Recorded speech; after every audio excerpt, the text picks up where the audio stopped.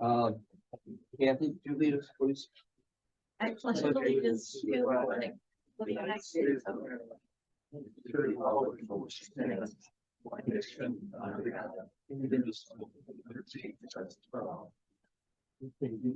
you, everyone. Welcome again. We will start with our minutes trivia. The approval of the agenda for tonight's meeting. Mike, Entertain a motion for approval of the April 24th, 2023 regular board meeting agenda. sorry. All in favor? Aye. Thank you. I'd like to entertain a motion to approve the April 10, 2023 regular board meeting minutes. Any question on the minutes? Everyone in favor, say aye. Aye. No one opposed. Thank you. So we'll go right to student body report. John? Yeah. Well, I can try and think of things off the top of the head. Well, I just got back from Kamam from JV game. Both JV baseball and softball were there. I do not know how the boys did. We lost 10-11. It was a very close game. It was neck and neck for 2 innings. Your daughter pitched one heck of a game. She's so good. Oh, whoa, how about that? Varsity baseball and softball were playing here against Kamam. I believe golf was doing something, and track. Varsity and JV baseball and softball have 4 games this week: today, tomorrow, Thursday, and Friday. The do-gooders had an enormously successful morning on Tuesday, hosting the play Survivors for the 8 through 12 students. This impactful play educated audience members about the events of the Holocaust as told by the true stories of 10 Rochester-based Holocaust survivors, and the importance of being an upstander in our current global climate. At the end of the play, the Genocide Study students and the Do-Gooders Club stayed for a talk-back session with the JCC facilitators and the actors of the play. They were able to participate in a really thoughtful and enriching dialogue. Mrs. DeVay and Miss Green are enormously proud of the work the Do-Gooders Club did to prepare our student body for this event. This particular group of students are real leaders in our school community. NJHS and NHS held their induction ceremonies. NJHS inducted 19 new members and NHS inducted 12. Recently, GCS participated in the Livingston County Scholastic Art Competition held at the Arts Council building in Mount Morris. 40 GCS Central students were showcased. Jake Scoville won first place for his digital collage of his dog. The GCS Brainstormers team finished the season in first place after winning the final championship match on April 20th. The small but mighty team correctly answered questions covering a wide range of topics and proudly brought the Brainstormers trophy home to Geneseo and a couple of balloons. I got to carry the balloons. 4 Geneseo students represented our school and competed in the New York State Math League competition this past Saturday with other representatives from the Genesee Valley region. One of our Odyssey teams is going to Worlds. Congratulations to Noah French, Abigail Fowler, Simon Belgic, Sam Tarenko, Morgan Curry, and Ollie Hellquist. We're excited to see you excel at Worlds. 2 high school artists were awarded artist grants over the weekend through the Genesee Valley Arts Council. Samantha McDonald was awarded the Staff Sergeant Alexandria May Leeson Morrow Art Scholarship. That's a mouthful. This scholarship is awarded to 2 Livingston County high school seniors that plan to continue their studies of the arts into their collegiate careers. Madeline Geiser-Getz was awarded a Dick Smith Young Artist Grant. This award goes to help high school juniors and seniors take advantage of unique opportunities in the visual, literary, and performing arts. Maddie is planning on spending 2 weeks at RIT this summer to participate in a pre-college portfolio prep workshop. Prom was in Terry Hills Country Club in Batavia and was a success. Everyone I talked to had a great time, and it was really a night to remember. For middle school, the middle school patrons went to sectionals and placed 4th. The plaque they won from winning our region is hanging by the door as you enter the library. Any questions? That was just packed full of news. A lot is happening. Any questions from the board? A lot of great things. Questions, everything's great. Great thing Thank you going on. for that. Yeah, a Great. little bit. Thank you, Sam. Thank you. Thanks, Gary. You too. Good job, you and the team. Great. Okay, superintendent's report, Mrs. Flowers. Thank you. So while Mr. Holt is pulling up the presentation, we are required to do just every once in a while an overview of our federal grant spending. So really, Finance Committee had reviewed the federal grants last time, and so just wanted to give a brief overview on where we are with our federal grant spending. So we did receive our first round of federal spending in the CARES Act. We received $188,618.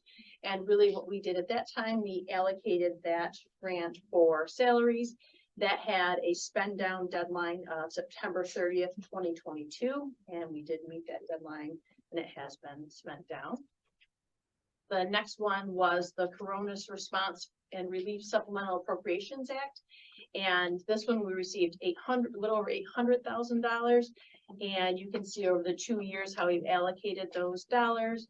Salaries, we had some some monies allocated towards our salaries, really towards AIS providers, materials. We took an opportunity to really buy some things that we hadn't had the opportunity to afford. So the ViewSonic boards, obviously what we're watching or viewing the PowerPoint on, we do have a few of these throughout the district, and security cameras. Purchase services, we've talked about Rochester Regional and our Center for Dispute Settlement, the services that we received through them. The mental health therapist is from Rochester Regional. She's here 5 days a week. And the Center for Dispute Settlement, we also have a case manager in the elementary who helps with behavior. So part of those contracts were paid from this federal grant. We also took an opportunity to purchase technology. So we purchased a large amount of Chromebooks, hotspots, and our Windows devices. And as you can see, this needed to be spent down by September of 2023. And at the end of this year, it will be spent down. The next one is the American Rescue Plan. And really, this was a return to in-person instruction. You can see we received just over 1.2 million, almost 1.3. And the three areas that it talked about was reopening schools safely, sustaining a safe operation, and addressing students' social, emotional, mental health, and academic needs resulting from the pandemic. So we had a lot of opportunities to utilize these funds. And you can see that last year and this year, we did have money allocated in salaries, and we will continue to have salaries in the 23-24. We took, again, an opportunity to buy an automated floor scrubber. And you might question why was that such an important purchase at the time, and we still do continue to fill all of our cleaning positions. So this took some of the responsibilities off of our cleaners and allowed us to meet a need, but then also to have components of our building cleaned. And then we also bought more sonic boards through this grant. Purchase services. We spent money on the Field of Dreams scoreboard and the dugouts. And then you can see in the 23-24, we have 639,000 still to spend, really looking to spend a large component of that on the playground, potentially on our dust collection unit, and potentially on our new gym bleachers. Obviously, depending on what happens with the building project, if that is approved, we would not spend money on new gym bleachers, knowing that we would need to demo that when we move to replacement. Materials, we did purchase approximately $44,000 worth of musical instruments, and then benefits just that first year from the salaries that were in that grant. So when we look at the American Rescue Plan, it will be spent down by September of 2024. In the ARP, we were also awarded state reserves, and these are very specific money. So it was awarded in 3 different areas: lost instructional time, just under 500,000, comprehensive after school, summer learning, and enrichment.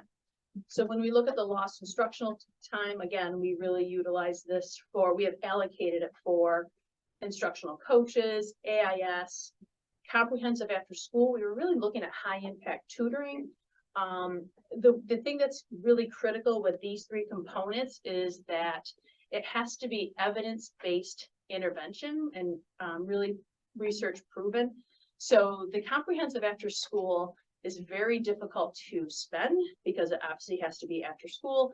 And when we tried to set up the high power tutoring, we were just struggling to get kids to stay after school. So we're still looking to potentially amend that and look how to spend down that grant. Summer learning and enrichment, we utilize part of that for our driver ed and then also our summer school programs. So that's how we are spending down the state reserves. And then we do have, John, can you hit that link? Because we do have our mission, vision, and core values that we are asking the board to approve tonight. They are on our website. And you can see what, I can't read it from here because it's too far away. And if I put my glasses on, it'll just get even fuzzier. But really, when we looked at our vision, continuing to provide a curriculum that is going to empower and help all of our students be successful. Can you pan down a little bit, Mr. Holt? Thank you. And then you see our vision. And then when you go down to our core values, the core values really talk about in the four key areas. Those were the areas that were identified in our 4 goals that really talk about what we're going to focus on in the next 3 to 5 years in our strategic plan. So very excited about the work that we have started and really engaging full-time in this work next year. So I want to thank both the committee as well as the administrative team because they've both put a lot of work and effort into developing a great plan. So excited about that work. Thank you, Mr. Holt. And then I was talking to our fine arts music department last year and I said, I think we do some things pretty well around here in our music department. Have we ever thought about applying for best communities for music education? And what they have to do is you have to apply. It's actually a pretty long process to apply. And there was a lot of information needed. So Mr. Shalito completed the application. And last week we were notified that we did win. So we are very honored and rightfully so. I know that they've earned every bit of this award. So looking forward to this being the first of many years of earning this award. So I just want to congratulate our music department. Very nice. Any questions? Questions for the superintendent? What was it that set us apart on the music award? So there's lots of different things. It really is, some of the questions are how many board members and administrators attend concerts and choirs?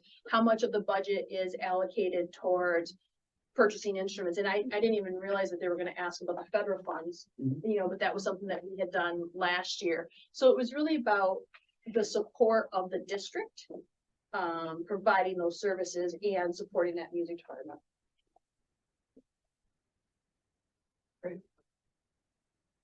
Okay, no other questions. Thank you. We'll go right to community relations. I think a couple folks that would like to speak. David, you're up first. But I think JCS was one of 833 schools that received the best community music school, something like that. So it's really, really great. So I came here tonight hoping to hear something during the superintendent's report by way of an update to the community about what's going on in the gym and the concerns that there might have been the discovery of some sort of mercury and the disturbance of the floor, the synthetic floor under the wood floor that's being replaced. And so I'll begin on kind of a sour note and say I'm sort of disappointed now that I came here and didn't hear any sort of update, and bring that as sort of a concern about how whatever is going on there has been handled in the two weeks or so since whatever happened in the gym happened, that there's been no official communication from the district to the community about this. I don't know if there's been official communication within the school. My children come home and tell me things that they see, that they hear from peers, that they hear from teachers, sitting in the auditorium before the talent show last Friday night, hearing conversations between parents where parents who have kids who are very active in sports were hearing for the first time from someone else that there might be an issue. And I'm asking for some more robust communication to the community, whatever is going on, even if it's just a simple, we don't know, but we're aware of the fact that, right? And sort of, we're aware of the fact that rumors are spreading, that people have some partial ideas about what's going on, and sort of help the community understand, even if it's just that you don't yet understand because you're still waiting for results. So that's what I just wanted to ask for, that kind of consideration of the community that's interested in being kept up to speed about what's going on. Thank you.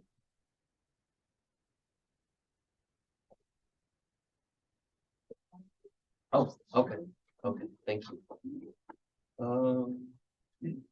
Any reports? No finance meeting. Policy did meet, and we're doing a lot of fine tuning. Thanks in large part to Mrs. Coletta. Some of the policies that we've passed, the required policies, refer to other policies, some of which we don't need, some of which don't relate. So we're in the process of fine tuning that.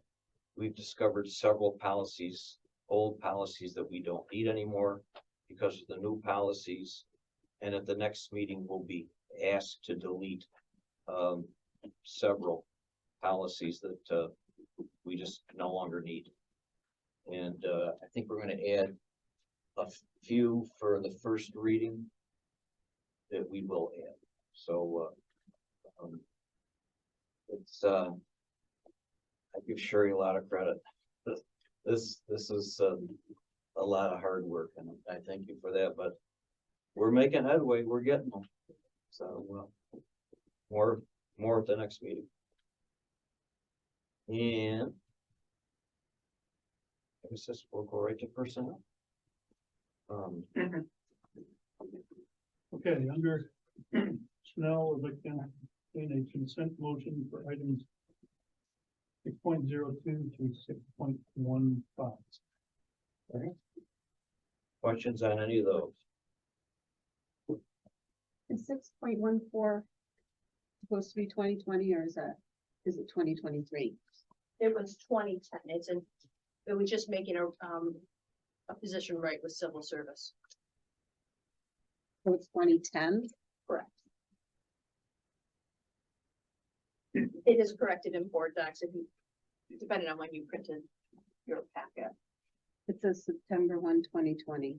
It was corrected after, probably at 6 o'clock. Oh, okay. So it's supposed to be 2010? Yes. Okay. Okay. And I just did want to say that we are accepting Kathy Mackey's resignation with regrets. She's been here 15 years, has been in many important positions, the counseling office, special education secretary, and most recently in the middle school, high school secretary position. So just want to wish her well and thank her for her years of service at the district. I also mentioned 6.15, it's a schedule calendar change for families. Sorry. You want to mention 6.15, just as it's a change of schedule? Yeah, so we Yeah. will be sending communication tomorrow in regards to the fact that we didn't use any snow days this year. So we are giving the Friday off prior to Memorial Day. And the last day of school on our calendar was June 23rd. And so this year it will be on June 22nd. Very good. Any other questions? If not, all in favor, say aye. Aye. Anyone opposed? Anyone opposed? Thank you. And new business? Under new business, entertain a consent motion for items 7.02 and 7.09. Questions on any of those? I had to look up bilingual clinical education. Is 7.03 a new program with the line? It is a new program, yes. So one of the things that we identified is that some of the students who attend summer rec, some students might not be able to because of a daycare barrier. So one of the things that YMCA offered was wraparound care before and after summer rec. And so as students leave here from summer school, we have a bus that does take some students to summer rec, and then they will bring students back to the daycare for aftercare. So yes, it is a new program, and hoping to see that they'll have more students participate in summer rec. Although I say that, when I dropped my children off, I don't know how they could accommodate many more children, because it's well attended in the past, but if we can remove some of those barriers for students and help families, we're happy to do so. Anything else? Folks? All in favor of that motion, say aye. Aye. Anyone opposed? Unanimous, thank you. Business office.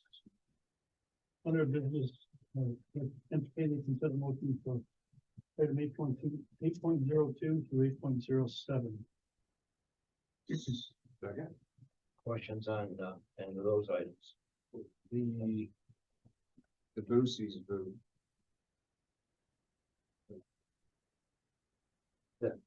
It looks like a fill in the blanks and the agenda's not filling in the blanks, or do we have a? It says vote for two, right? On the 40. There's 4 and there are 4 listed. Oh, it's vote for 4? Yeah. If I could read that, I don't know that, well, I skipped over it. Okay, makes sense. Never mind. The timing is great. It saves us having a special, Yeah, I 10-minute remember we had a meeting. special meeting before. which we've had to do I about don't know every where year. I thought there were two. I had sent an email earlier. We don't need to address it tonight. I just wanted some more clarity on some of the student and the CO chart. That's all. Oh, okay. Okay. Everybody good? All in favor? Aye. Anyone opposed? Unanimous, thank you. And brings us to executive session. I guess, okay, motion to go into executive session for a personnel matter. Second. All in favor? All right. Aye. Thank you, everyone.